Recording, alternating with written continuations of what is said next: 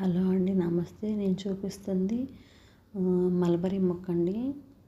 ఇదైతే అంతకుముందు నాకు కూడా తెలియదండి. నేను యూట్యూబ్లో చూసి ఈ మొక్కనైతే నేను నర్సరీలో తెచ్చుకున్నానండి. చాలా మంచి మొక్క అండి. దీనికి ఎటువంటి చీడపీడ ఉండదండి. చక్కగా మనము ఇలా వాటర్ పోసుకొని కొంచెం ఎరిపించుకుంటే చాలండి. చక్కగా మనకి 2 టైమ్స్ అయితే మనకి మంచిగా క్రాప్ వస్తుందండి. పెట్టి కూడా నేను ఒక 1 ఇయర్ అవుతుందండి, దాటింది అంతే. నాకు చాలా కాయలు అయితే వచ్చినాయండి. చక్కగా మనం ఈ ఖరాబ్ అయిపోయిన తర్వాత చక్కగా ఆకులు కట్ చేస్తే మళ్ళీ చిగుర్లు వచ్చి మనకి మళ్ళీ వెంటనే పూత వస్తుందండి. మంచిగా మనకి త్వరగా కాయలు వచ్చే చెట్టు అండి ఇది. నేనైతే ఇప్పుడు కొన్ని కాయలు అయితే నాకు పండినవండి. ఫస్ట్ అయితే మనకి గ్రీన్ కలర్లో ఉంటాయి, తర్వాత అలా రెడ్గా వస్తాయండి. పండాక మనకి చక్కగా బ్లాక్ కలర్ మారుతాయండి. ఈ రెడ్గా ఉన్న కాయలు అయితే మనకి కొంచెం పులుపు కనిపిస్తాయండి. ఇవి పండిన నలుపు కాయలు అయితే మాత్రం మనకి తీయగా ఉంటాయండి.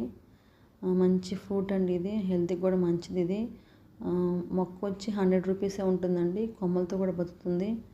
ఒక 100 రూపీస్ పెట్టి తెచ్చుకుంటే మాత్రం మనకి చక్కగా మనకి ఇయరంతా మనకి 2 టైమ్స్ అయితే మనకి మంచిగా క్రాప్ వస్తుందండి. దీన్ని పెద్దగా మనం మెయింటైన్ చేయక్కర్లేదు. ఒకసారి వేసామంటే మనకి గుర్తొచ్చినప్పుడు కొంచెం మనం ఎరువు వేస్తూ ఉంటే చక్కగా అదే పెరుగుతుందండి. నాకైతే ఎక్కువగా ఇక్కడ కోతులు ఉంటాయండి, అవి కూడా కోసేస్తున్నాయి. ఇవి కూడా ఈరోజైతే నాకు కొన్ని కాయలు అయితే దొరికినాయండి, అందుకే హార్వెస్ట్ చేస్తున్నాను. కాయలు కూడా మంచి టేస్ట్గా ఉంటాయండి. చక్కగా ఎలాంటి ముందైతే చల్లం కాబట్టి చక్కగా మనకి ఆర్గానిక్గా పండిన కాయలండి ఇవి.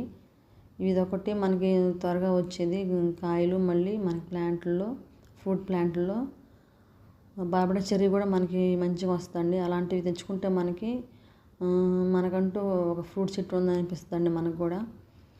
వీలుంటే మీరు కూడా ఇలాంటి మొక్కలు పెంచుకోండి, ట్రై చేయండి. ఈ వీడియో కానీ మీకు నచ్చినట్టయితే లైక్ చేయండి, సబ్స్క్రైబ్ చేయండి, షేర్ చేయండి.